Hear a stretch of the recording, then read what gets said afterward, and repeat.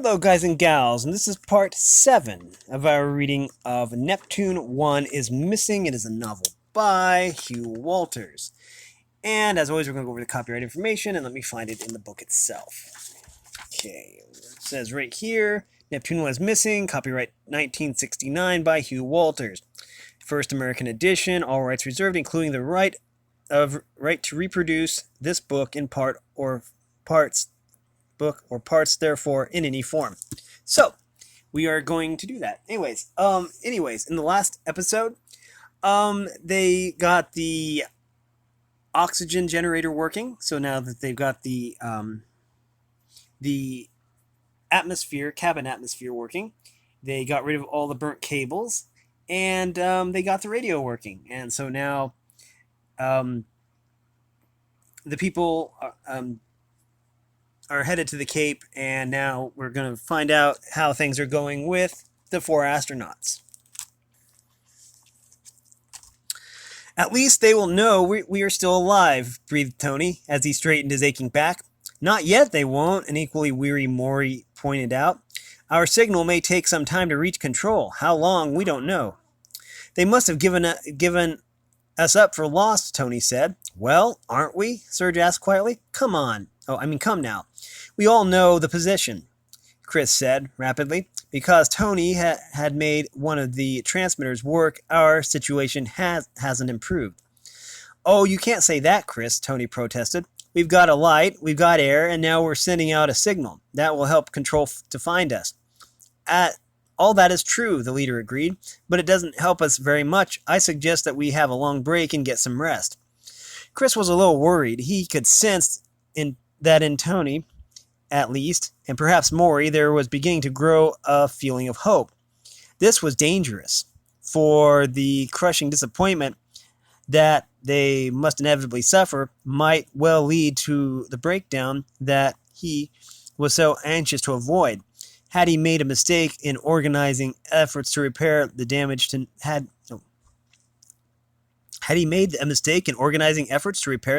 Neptune 1? Would it not have been better to have accepted their fate with resignation and to have awaited the end with what fortitude they could muster? Perhaps he'd been wrong to try to dispatch his friends by attempting to do some repairs. They had succeeded so well so far that a glimmer of unjustified hope might be forcing itself into all their minds. Yes, he himself must avoid the trap.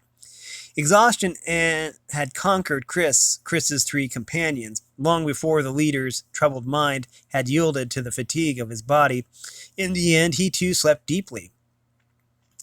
He was awakened by the voice of Maury, Serge, and Tony having a lively discussion as he lay without moving or attempting to release the straps of his couch. Chris listened and knew that his fears were justified. I tell you that once we can establish two-way communication with control, we're all right, Maury was saying with conviction. We can get our position and they can work out a new program for us. That's right, and I can get instructions how to repair the circuit with any circuit I'm stuck with, Tony declared. But haven't you said you're running short on spares and cables? Serge replied. Look, fellows, Chris interrupted desperately. Don't get any wrong ideas. The ship is badly damaged. We can never put it right. We all understood that from the beginning. So don't build up any false hopes. Besides, we don't know how long we were under hypothermia. It may have been days or many months. The AHA would have to be repaired if we were ever to get home. And you've seen the mess that's in. Lear's words had a sobering effect on the rest of the crew, but Chris was under no illusion that his troubles were over. It would be long before they were hoping and expecting to save themselves again. Then, do we carry on? Morty demanded. What was Chris to do? Things weren't working out quite as he'd expected. He'd certainly never thought that Tony would make such a good job of repairs he'd so far attempted. Even though his opinion of his young friend was of the highest, now that the atmosphere was being constantly renewed, they would never suffocate so long as they were sparing, oh, as they were sparing with the, as they were, sparring with the addition of new oxygen. This was far more likely that they would reach the end of their food supplies, and if they were condemned to speed forever through space, how long would it be before they all went mad? He sighed. His duty became plain.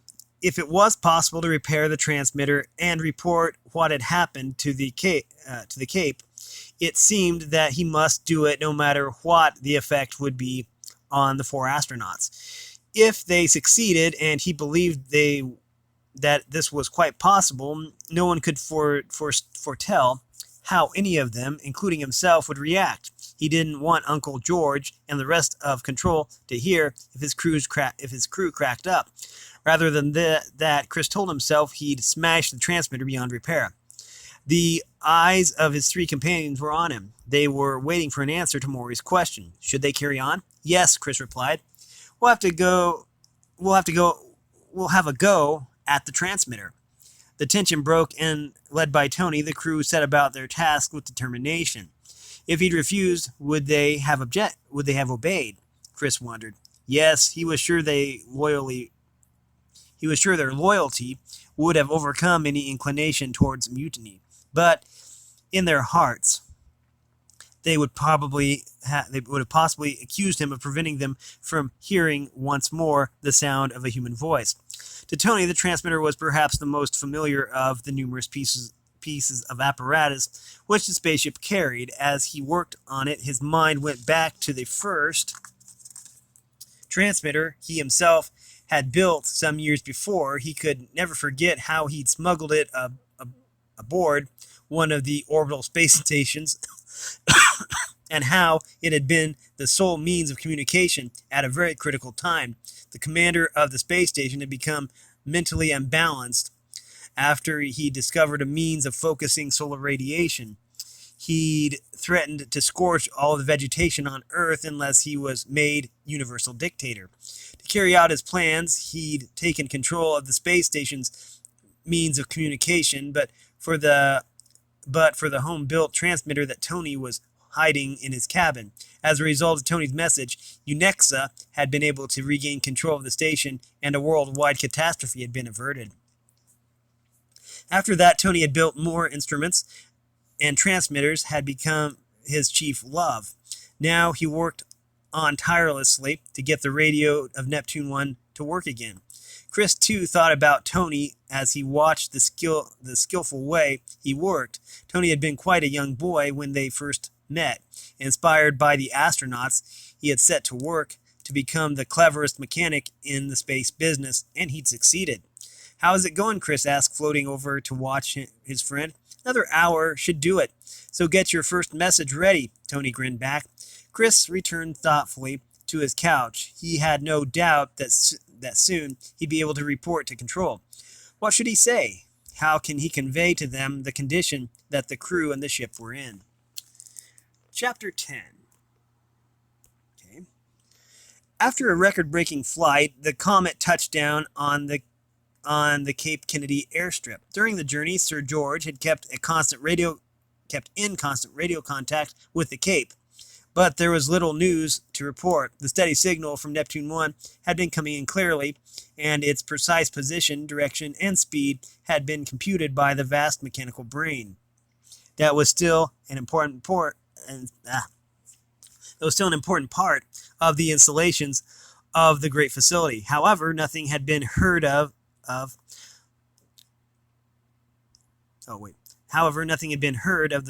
3-hourly data signal.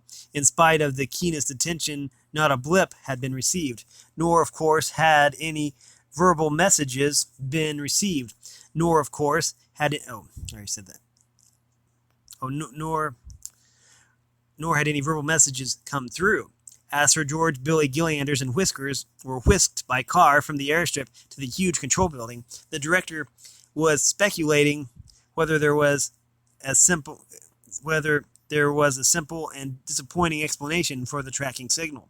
Could it be that though the ship had been damaged and partly destroyed, the automatic transmitter that sent them winging continuously over so many millions of miles, hadn't been badly damaged, and that somehow it had started to function again on its own accord. He must consult the radio experts who had been responsible for the construction and installation of this piece of equipment. The conference room was the place to which Sir George and his companions hurried as soon as their car had screeched to a halt. An order from his jet plane, sent by radio an hour before, had called the conference together. All the top experts were gathered in the room, silently awaiting their director. As he entered, Benson met by Professor Voronoff and Dr. Rosenberg, the Russian and the American, who, with Mr. Gillianders, were his deputies. A slight murmur rippled round the room as the director stood in front of them. "Ladies and gentlemen," he began, "I won't waste time on unnecessary courtesies. You all know why I've called this emergency meeting. We've got to find what is happening to Neptune 1. I take it that a continuous watch is being kept for data and voice signals." "That is so," Professor Voronov assured him. "If any signal is received, we will get a call at once on that telephone." Sir George looked around and saw the instrument on a side table. There flashed through his mind the thought that he would gladly give all that he possessed, including his life, if only that phone would ring to say that all was well aboard Neptune 1. He jerked his attention back to the meeting. De Noble," he said, addressing the Dutch radio wizard, "do you think that the tracking signal transmitter could restart operating on its own after being silent for so long?" This was a crucial question, but De Noble was reluctant to be dogmatic. "Well, it all depends on how badly it was damaged," he began, but Sir George interrupted sharply. Come, man, this is too important to play about with words. Could this transmitter, no matter what the extent of the damage, be reactivated without human assistance?" The noble knew that everyone in the room was awaiting his answer. With bated breath, he flushed and went deadly pale. Stammering slightly, he began to speak. I don't think it could, but..." Sir George was almost beside himself with impatience. "Yes or no?" he roared. No," Dr. Noble squeaked back. "Right, ladies and gentlemen," the director said briskly. "That means that at least one member of the crew has survived, whatever has happened to Neptune 1. Maybe others, maybe all are still alive. What other conclusions can we draw?" "Well, obviously, the power plant, too, is operating," Mr. Gilliander said. "Or at least the batteries are intact. I believe the atomic motor is still undamaged," Dr. Rosenberg declared. "If the shielding had been destroyed, we should have detected some radiation. We found none." "Then how do we account for the apparent breakup of the ship?" Sir George demanded. "Not the whole ship, Director," Professor Voronov answered thoughtfully. "The radar blips didn't tell us the size of the pieces that broke away from Neptune 1. It may well be that they were quite small parts or pieces of the outer skin. It was only because all signals had stopped that we assumed the ship had broken up." "I have been doing a few calculations," a voice said from the back of the room. Everyone turned around to see who had spoken. It was Goldstein, one of the Cape's best mathematicians. He fumbled in his pocket and produced a few yards of paper tape, evidently from one of the smaller computers. He scanned the tape as if to make doubly sure of what he was going to say. "My calculations show," he said deliberately, "that the pieces that broke away from the ship could not yet have been drawn back to it by the ship's gravity. They would go back to it gradually, perhaps over a period of some months, certainly not as quickly as this. And there's another strange thing. All these separate pieces appear to have rejoined the ship at the same time. I would have thought that the odds against their doing that are astronomical." Sir George staggered as the thought struck him. Great heavens, he gasped. "Those blips could have been the crew." There was a moment of complete silence, then everyone began to speak at once, and the hubbub mounted higher and higher. If the crew had left the ship in their spacesuits and gone a moderate distance away from it, the radar would have shown separate blips. They could have returned to Neptune 1 by using their jet guns. However, the difficulty was that the crew should have been under hypothermia. The AHA was not due to defreeze them for some time yet. If those separate blips had been the crew, it could only mean that there was something seriously wrong with the flight program. Something must have caused the hypothermia to end prematurely. The crew had been brought back to consciousness long before they should have been, but the return of the blips to the ship and the reactivation of one of the transmitters must mean that some at least of the crew were alive and active. Sir George beat his hands together in an agony of intense thought. Only if one of the other transmitters began to work could he really be sure that this theory was right. If the voice transmitter began to operate, he'd be able to speak to the crew. He almost dreaded the first words from those he'd given up for dead. But if even one of the crew had survived, what must Control do?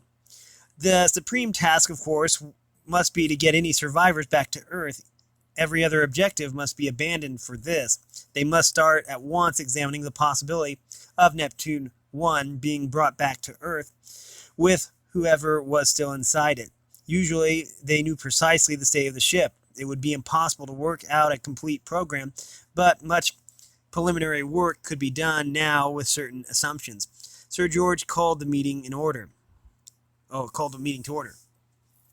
Ladies and gentlemen, he began, from this moment onward, I want all our planning to be based on the assumption that at least one of the crew has survived whatever catastrophe has struck the ship. I'm sure we're all unanimous that our sole objective must be to get Neptune 1 back. Any thought of carrying out the original program must be abandoned. We must start to work at once on efforts to determine how this shall be done. Until we know the state of the ship, we cannot decide on one firm flight plan. Therefore, I would like us to discuss various alternatives and also to try to foresee the present capacities of Neptune 1. There was general agreement with what the director had said. A new spirit seemed to surge through the men and women in that room. They had seen all their work on the most ambitious and expensive space venture, yet mysteriously destroyed. They had come to accept the deaths of 4 young men whom everyone knew and liked, but now they had something to work for, something to hope for. At Sir George's direction, they split into small groups of specialists in the many aspects of the program. Each group retired to some mysterious retreat to work out in detail all possible variations of the situation in their own particular field of interest. They were to report back to Sir George and Mr. Gillians as soon as possible. After the various groups had moved away to start their vital task, only Sir George, Mr. Gillianders, and Whiskers were left in the room. Throughout the whole time, Whiskers hadn't spoken, but his friends could see now how moved he was. They also knew the question that was going to burst from him. "Benny," he gasped, "for heaven's sake, find me something to do. Something to do to help. I'll go insane if I'm just going to hang around here and do nothing. Surely there's something I can do." The director smiled at his old friend. He knew exactly how Whiskers was feeling. He put his arm around his shoulder and led him out of the room. "I've got a job for you in Control," he said. "Come this way." "I'll do anything, Benny, anything," Whiskers declared. "What do you want me to do?" "I want you to start broadcasting to Neptune 1, Sir George replied. "Chris, or whoever it is, may be able to receive us even if they cannot transmit themselves. I can't think of anyone that would cheer and encourage them more than to hear your throaty old voice." "Gosh, what'll I say?" Whiskers gasped. There's so much I'd like to. I know, but our messages have got to be severely practical. We can't indulge in back chat once we know they're safe," Benson replied. They had arrived at the huge control room. Usually it was fairly crowded, but now only about a score of men were there, and they all gathered in the radio section, which controlled sensitive receiving stations all over the globe. From a loudspeaker came a peculiarly warbling sound, the voice of Neptune 1. It gave Sir George and Whiskers a jolt to hear the signal coming across so many millions of miles. With quick strides, Sir George made his way to the group, Whiskers half a pace behind. Anything else? He snapped. Nothing, one of the technicians reported. Not a sound from either of the other transmitters. We're keeping around-the-clock watch. Good. I'll keep the ship's position and velocity in a moment. I'll get the ship's position and velocity in a moment. Get ready for us to transmit. Mr. Greytrex is going to start calling Neptune 1. The director hurried away to get the latest information from the computer room, while Whiskers wondered what he would say. Ready, sir, one of the technicians called. He motioned Whiskers to a chair before a microphone, and the ex-officer took his seat. The transmitter had been warmed up. All was ready for him to send his voice across space in a forlorn attempt to communicate with the crew. Whiskers felt his throat go dry. Everyone was waiting for him to begin this broadcast. Well, here goes. This is Control calling Neptune 1. This is Control calling Neptune 1. Are you receiving us? It seemed so very inadequate, but what else could he say? The simple message, speeding towards the ship at 186,000 miles an hour, was unlikely to be heard. How long would it take to get there? Probably anything up to 3/4 of an hour. A reply would take just as long to come. But of course, there might never be a reply. Control calling Neptune 1. Whiskers kept repeating the call mechanically. His words were beaming at the ship, but the world's most powerful transmitters. By the world's most powerful transmitters.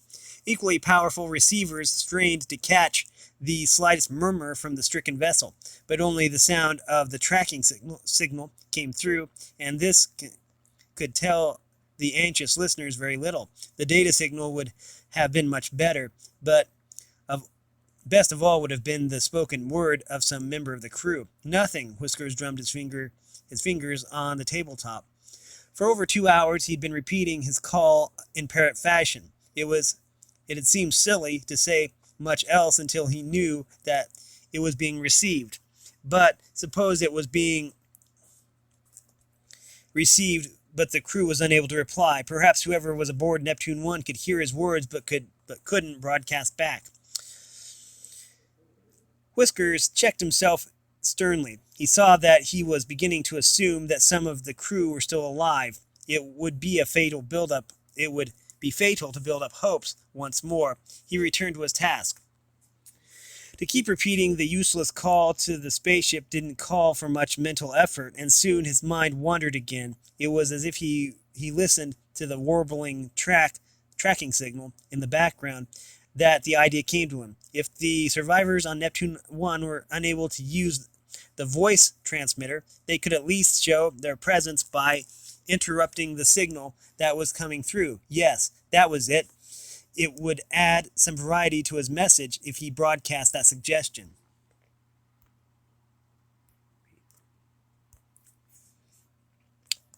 Tell the director I would like a word with him, Whiskers called to a passing technician, and in a moment Sir George came hurrying up. Benny, Whiskers burst out, I've been thinking.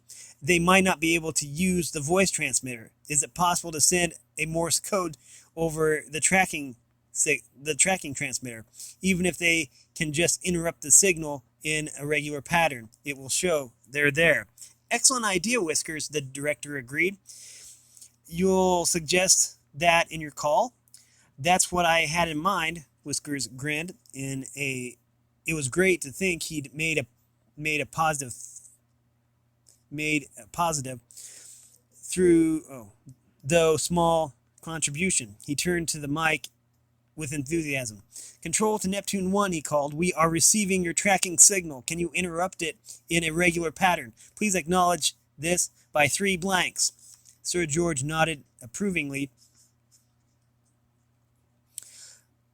It would be more than 90 minutes before any effort could possibly be seen. If the signal from Neptune 1 did break off in a regular pattern, it would show that Whisker's message had been received and was being answered.